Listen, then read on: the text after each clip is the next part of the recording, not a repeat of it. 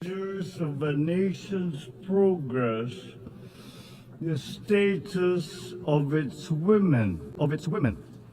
We often speak of development in terms of economic growth, infrastructure, technology, or trade. But there is a simpler and more human measure. How measures of a nation's progress, the status of its women. Putang inang sipon yan. Wala talagang kahiyan tong presidente na to. Alam mo yung tumira na naman to bago mag-speech eh. Nasobrahan na naman ng putang ina. Tingnan mo yung sipon mo, hindi na maawat. Nakakadiri ka. Yung uhog mo, putang ina mo. Nakakapangilabot yung presidente natin. Ayan, tumutuloy yung sipon habang nagsasalita. Putang ina ka. Pwede ba mag-request?